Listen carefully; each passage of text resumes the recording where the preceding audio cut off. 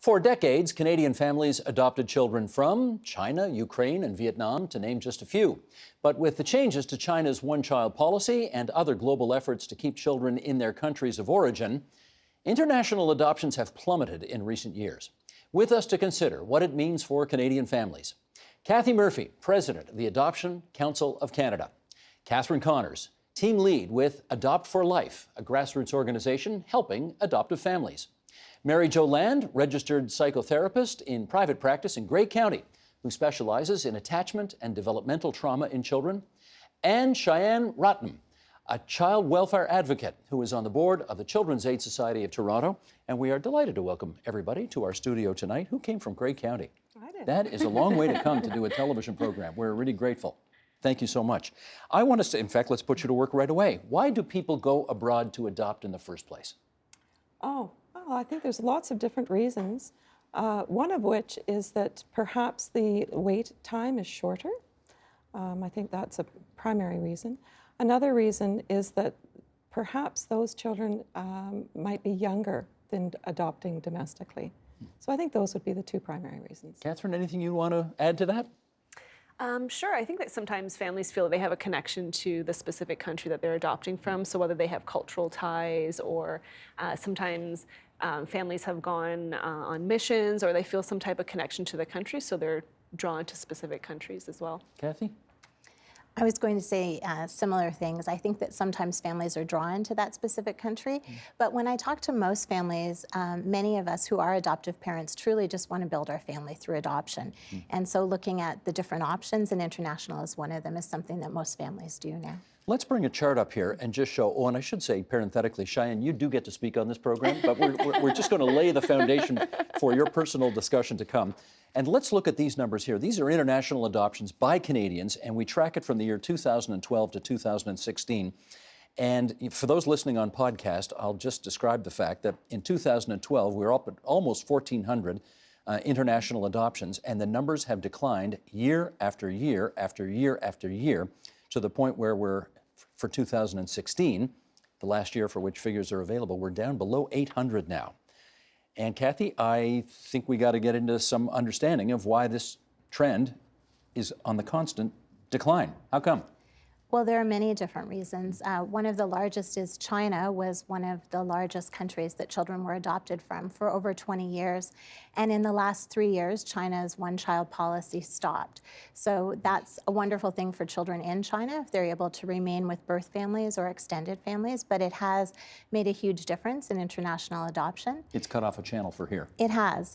And there are still older children in China and children living with special needs in China who are in need of families, but the numbers are much smaller. I think also the Hague Convention has something to do with that. What's that? So the Hague Convention really protects children's best interests. So it's looking at keeping kids with their birth family when it's possible, with extended family when that's not possible, hopefully within their country of origin if that's a possibility, and then and only then can they look at international adoption. So that also means children are older when they join their families. Catherine, can you talk to us as well about the fact that I think the government of Canada this past spring put a warning on websites saying, watch out for international adoptions. What was that all about?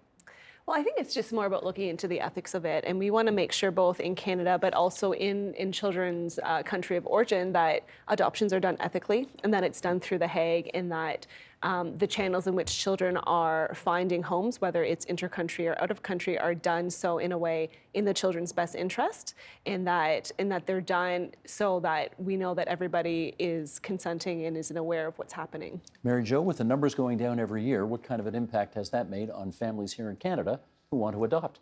I think people are turning more to doing public adoptions through the child welfare system.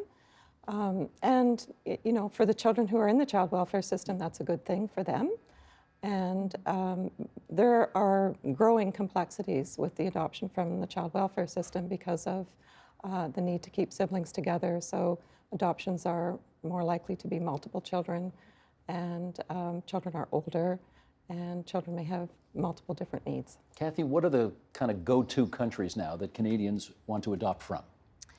Well, I'm not sure that there are go-to countries anymore. As I said, there's been a big change with China, but there are families who are still adopting from Thailand, from South Korea, from many different programs, but all of the adoption programs are smaller now. And like Mary Jo said, we have over 30,000 children and youth living in the child welfare system in Canada. And there is always a way to become a parent, but we need to make sure that families have resources, subsidies, respite care, and that they and their children are getting the supports they need. We have heard a lot about trafficking.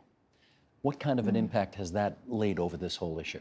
Well, I'm sure it has a huge impact. As an adoption peer support organization, we definitely want to support parents in making sure that they've done their research and that they understand what their rights are, but the rights of the children as well. So what the actual statistical impacts are, that I'm not sure of the numbers, but it definitely has had an impact. And on the adoptive parent side, I think that families are a lot more weary, and they are reaching out, making sure they're doing their research and getting support from the community as well. So I think that families are a bit more open-minded going into it and realizing that this is something that has a potential of being unethical, or that you got to make sure the kids are legit. Absolutely. Yeah, because the last thing you want to do is get into an adoption situation.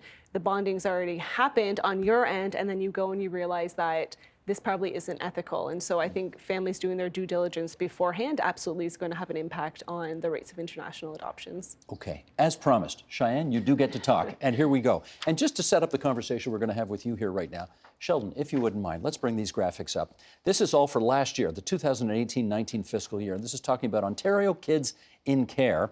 There were 4,622 children and youth in the permanent care of the Children's Aid Societies of Ontario. In that last year, 2018-19. There were 1,346 available adoptive homes. Approximately 800 children and youth who were in the care of these societies were adopted last year through the public adoption system. So obviously, do the math, not that many. There were also 423 legal custody agreements last year for children in extended society care. Obviously, a lot of kids not being caught in this system that we have here. So, Cheyenne, let's talk. You grew up in the child welfare system? I did grow up in the child welfare system. Tell me about that. Where are you from originally? I'm from Scarborough. From Scarborough, okay. If you're talking about ethnicity, I'm Sri Lankan Tamil. No, I just meant where were you born? But I grew up in Scarborough, and when I was growing up in child welfare, I was moved to Brampton. And Brampton is like the mecca of group homes, and I grew up in the group care system. However, my story is a little bit interesting because I created very permanent relationships with a lot of the adults who were taking care of me. And so I have a foster mom as well. Sophie, and I also have a lot of heart families. So Erwin Elman is like my heart dad. Also Julie He's Despetti. the former, yes, he's the former child advocate. Julie Despetti, who is the CEO of Adopt for Life Ontario, is like family to me as well. And so, child welfare is interesting because we're always meaning making in terms of what family is and who is family and what is our identity within this entire system. I don't want to ask you any personal questions you don't want to, or let me rephrase that. I would like to ask you a bunch of questions, but don't you feel any obligation to answer Sure. if it's too personal, okay? How did you end up a kid in care in the first place? Yeah, I mean, there's a lot of complex needs for young people. And in my personal situation, I ended up in the care system because my home environment was very toxic. There was a lot of abuse, and I'm also a survivor of childhood sexual abuse. And that wasn't caught until my adulthood. And so there was a lot of complex trauma that I had experienced, and a lot of people from care have complex trauma. And so when I was about 13 or 14, I started to couch surf. So I was a person in the youth homelessness spectrum as well. Couch surfing meaning you're just... Couch surfing meaning, I had friends and I had other people that I knew, and I would sleep over at their house, or I would end up at parties just so that I didn't have to go back home. And there is a misconception of what homelessness is. They think that it is explicit street involvement. However, there's a whole spectrum, and it includes couch surfing, and also for families who are experiencing poverty, who may be able to pay for rent, but unable to really pay for other necessities for themselves or their children as well. The home was an unsafe place for you. Yes. And you had to get out. Yes. How did you find the system that you then went into? How did that do for you? For me, personally, it was a saving grace for me because if I hadn't gone into the child welfare system, I wouldn't be here today. Let's just put it that way. And so it was a very turning point. It was a great turning point in my life, and I really found connections that I needed and the love that I didn't receive at home. So I was neglected emotionally, but everything else, my mom was amazing. But that neglect was very harmful. And in the child welfare system, I found that love, and I was able to be nurtured, and I grew up to be who I am today. So, Which seems to be a very talented, blessedly normal person, if I can put it that way. I'm a very fabulous, amazing person. There you go. Yes, you are. Good for you. And happy to tell the world that. Thank you. As you should, as you should. Can I just get a sense of the table here? How many of you have had firsthand experience in the area of child welfare or adoption? How many here? We all have. All of us. Yeah. Okay, describe how, please. Mary Jo. So I have 4 children born to us. My husband and I were therapeutic foster parents for 20 years. We raised about 17 children to the age of aging out of care. Which is what age? 18 at that time. And we realized that the foster system wasn't best for every child, and that most children need permanency and need a home. So we chose to adopt a child and stop fostering. And so we adopted a girl. Her name is Princess, and she came into our family when she was 9, and we adopted her when she was 14. And so our family became 5 children. So do you, I'm trying to do the math here, do you consider yourself the mother of 24 kids? If you add them all up? Well, I'm not going to say that. I'm only going to say you have to ask the children if they still consider me to be their mother. Okay. Right? What So- answer would they give? So several of them would, Yep. but not all, because a lot of them had remaining contact and ongoing contact with their first mother. Okay. Kathy, your experience in all of this? So I've worked in social services for over 25 years, and I'm also a proud adoptive parent of 2 wonderful kids who are 28 and 23 now. And they were how old when you adopted them? Our son was 3 through the child welfare system, and our daughter was just under a year through the China adoption program So at that time. one domestic and one international. Yes. You've got your Yeah. bases covered, don't you? I do, and they keep we me go. real. Kids always do that. Yes, indeed. Catherine. So my husband and I adopted 3 children from the public foster care system about 6 years ago. They came into our lives when they were 3.5, 1.5 in newborn, and they are now 9, 7, and 4. Can I get you to do this? Oh, sure. Can we get a shot of this, please, Sheldon? Oh. That's you. That's me. You're the mama elephant. I am. And those are your 3 baby elephants. It is. And Now- I always tell my husband we keep it open because we never know if there's going to be more baby elephants joining our family. Well, I was going to ask why that spot's vacant and not your husband You never there. know, 'Cause exactly. You never know. Yeah. Okay, very cool. That's very nice. So they are always close to your heart then, They aren't are, absolutely. Beautiful. That's beautiful. Let's just, I want to do the math again here. 1,346 available adoptive homes. Is that the number of families in Ontario who are looking to adopt by any method? Kathy? So the families who are wanting to adopt, that would be families who are home study ready and have done their PRIDE training. But the children who are living in care, there's different reasons for that. Not every child who is living in the child welfare system is eligible for adoption. They may still be having contact with birth family, they may not be a Crown ward, so there's different reasons for those numbers. However, we really want to promote adoption within Canada, and many of the children waiting are between 10 to 18 years of age, some living with visible and invisible disabilities, and we know, this panel knows firsthand, how well children can do with a form of permanency, whether that's adoption or whether it's a different connection like Cheyenne was talking about. When you, Cheyenne, were in the system, were you hoping that a family would eventually adopt you? You know, when I was in the system, it's interesting because there's also stigma attached to people coming to the system, depending on how they came into the system. And at that time, if you're growing up in group homes, you were unadoptable, literally. Because? And because you were growing up in group homes and you're not from the foster care system. And having said that, if the workers, which I absolutely adore. However, if the workers had asked the right questions, then they would have known that I actually was supposed to be placed in a foster home and perhaps adopted. However, I'm very glad that my story didn't go that far because I was able to nurture very permanent relationships nonetheless. And I've been able to get to know other foster siblings. Some of them have been adopted.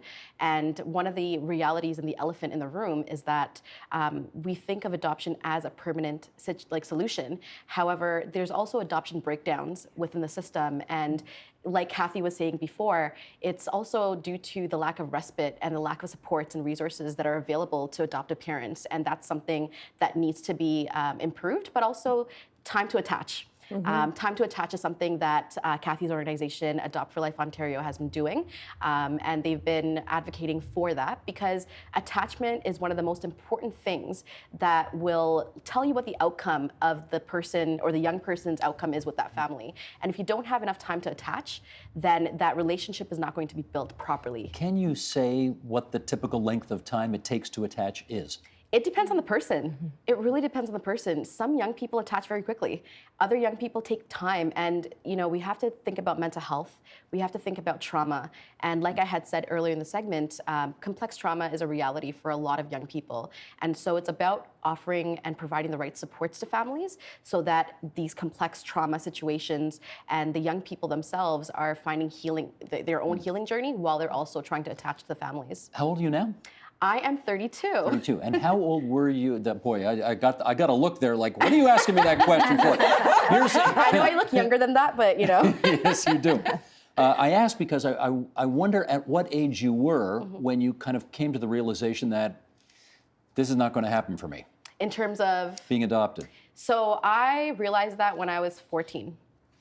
I was very young, and at the same time, my mom did not want that process to begin anyways. And at that time, I was very disconnected from my family. There's a lot of trauma with my family, and I was very against that. However, I'm very glad, in hindsight, that adoption didn't happen for me because I have a lot of adoptive heart families who love me and I adore them. And, even my foster siblings, they don't look at me as like, oh, that's my foster sister. It's like, that's my sister.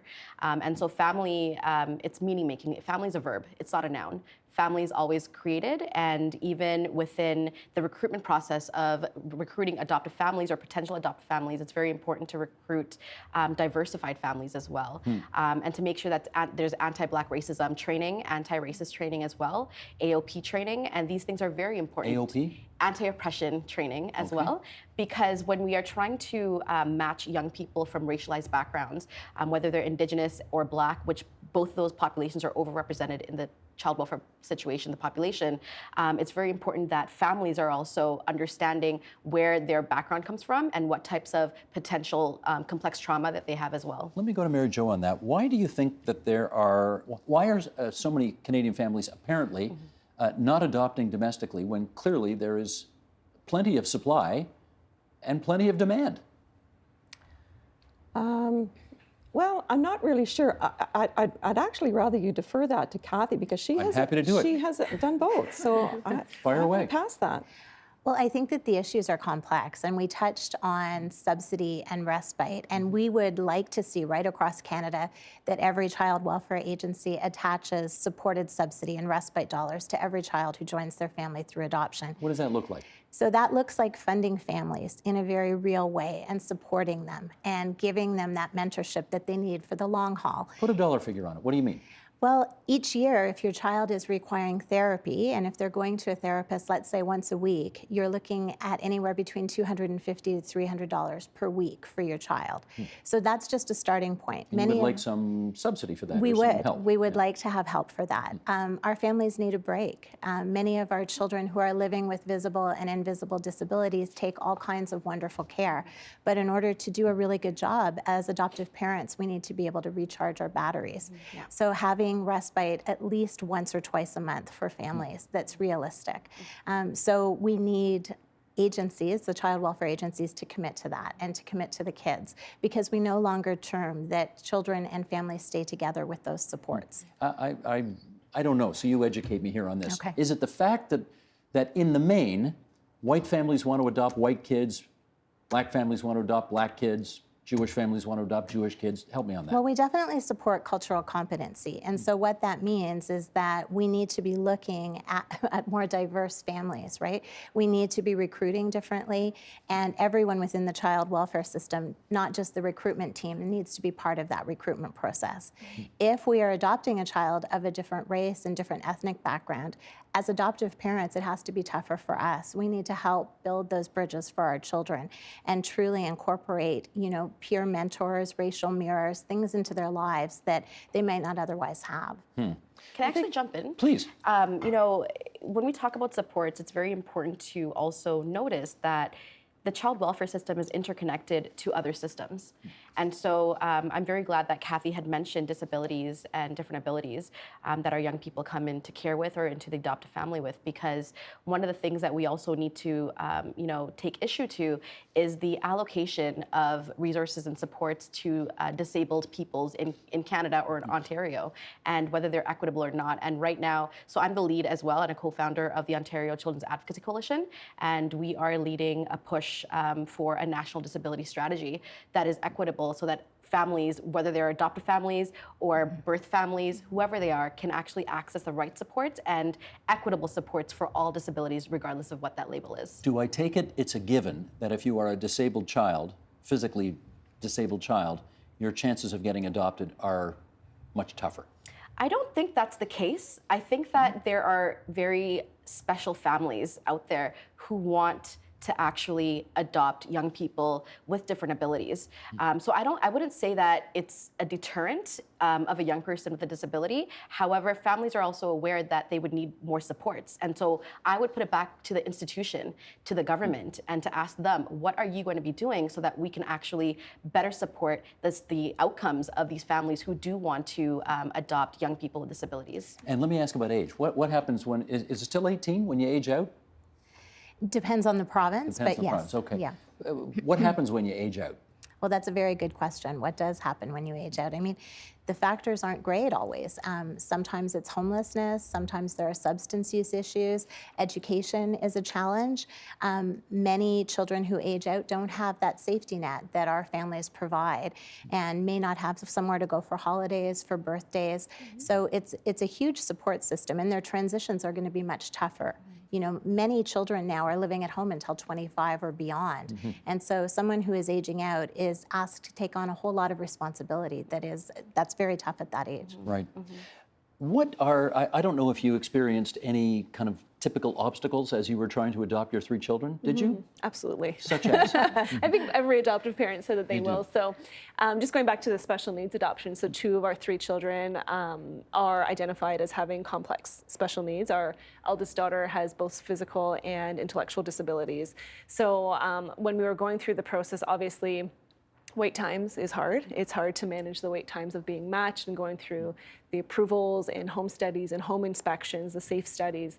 That was definitely difficult. And then once you actually have that match, especially with the child who has needs, ensuring that they have access to services and that there isn't going to be a gap in the services was a really big challenge for us. So our children lived 4 hours away from us, and so they were receiving services in their city. So when they were moving to our region, trying to get access to that was absolutely a big hurdle. Can I ask you why it was not a deterrent in your case to adopt, and I want to get the language right here, is it other ability, or what, you don't say physically disabled anymore? Differing abilities. Differing abilities? Yeah. Why did you want to go that route? So we didn't when we first adopted. I think like a lot of families who are adopting, we wanted a newborn infant, healthy newborn infant.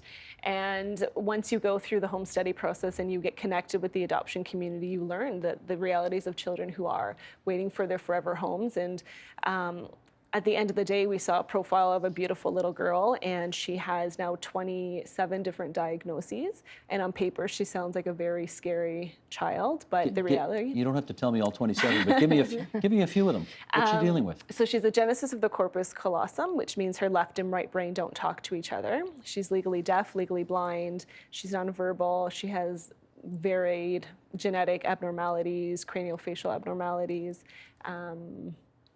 She is FASD, so she was prenatally exposed to alcohol, prenatal exposures to narcotics, which absolutely affects her intellectual functioning. So she's 9, but on paper and on the standard testings, she ranges about 6 to 8 months in her functioning level. But that is absolutely not who she is. She is a spunky, loving little girl who likes to terrorize her siblings like every other 9-year-old. And I think when you're looking into adoption and looking into children with these complex needs, you have to read on paper, you have to know what potential outcomes in the future are for these children, but these are just children. And so that's who she became to us, was just a little girl who needed a home. And, we felt that we could learn how to care for her, and she was non-mobile when she moved home, so we would potentially have to change her whole house to make it accessible, and 3 weeks later she took her first steps. So you just never know, right?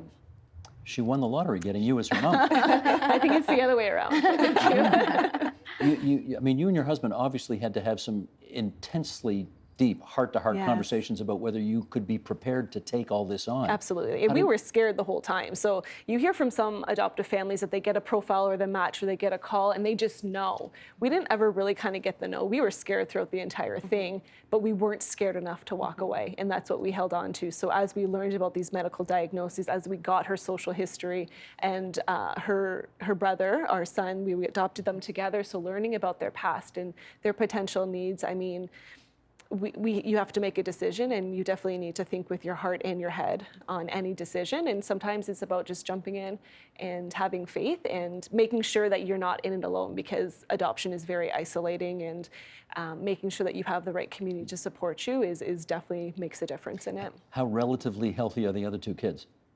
They're relatively healthy. They Our are. son has some social difficulties and behavioral difficulties, but other than that, he's functioning more or less. And our 4-year-old, I mean, every 4-year-old has their moments. So, yeah, If you had to do it all over again, in a heartbeat. you would. In a heartbeat. Absolutely. That's amazing. Yeah. Good for you. Thank you. Okay. Talk to us about whether or not young people can or ought to have more of a say in their adoption journey.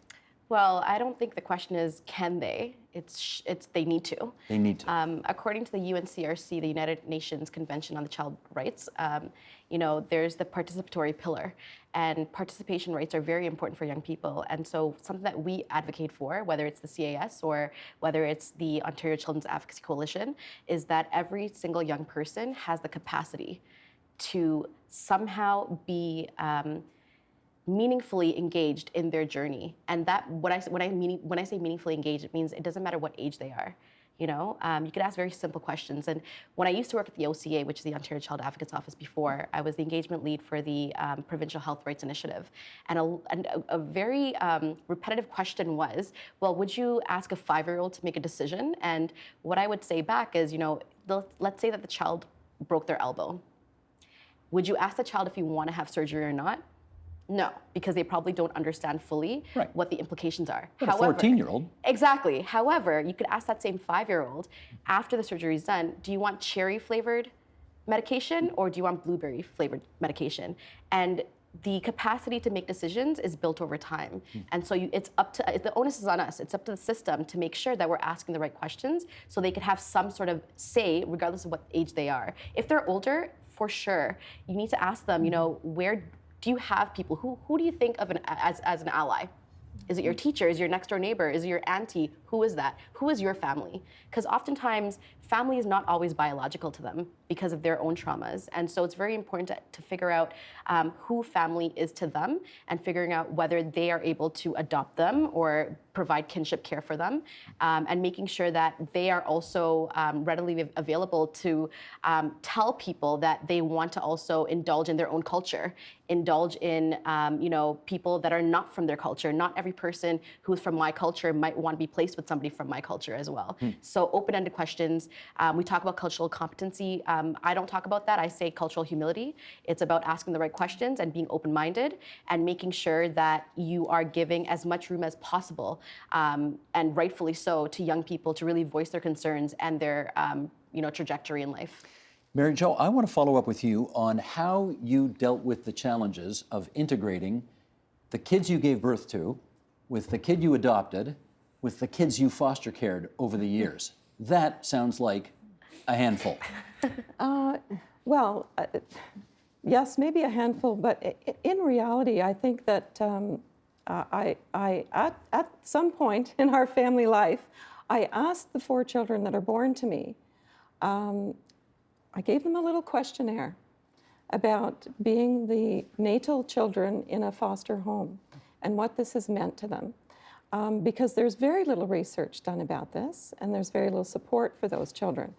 And I think that every foster child should be getting a letter from the premier of their province to say thank you for sharing your parents with a child whose parent is currently the government, and the government isn't a very loving, nurturing parent. It's a big body of it's an organization. So all of my children said they would do it again. And I think that all of my children gained a lot of capacity in terms of empathy and compassion, understanding that people have stories, and those stories might drive why they do what they do, behave the way they behave, and think and feel the way that they do. And so, and I think they've gained an altruism. They certainly gained a knowledge about child development. My two oldest sons were often my right-hand helpers, being the drivers to the sports and the picking up at lessons and things like that. For many years, they were a very big help.